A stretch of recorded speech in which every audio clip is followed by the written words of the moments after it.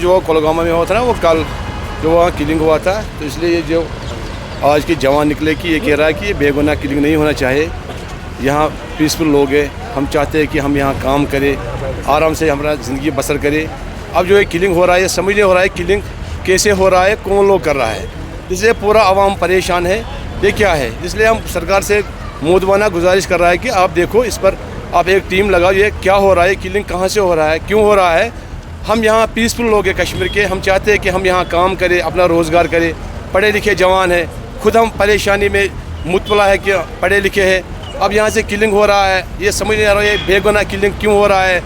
न किसी के पास, चाहे वो फौजी हो चाहे वो सिविल हो, वो बेगुनाह इंसान है। हम चाहते हैं कि ये ऐसे न होना चाहिए।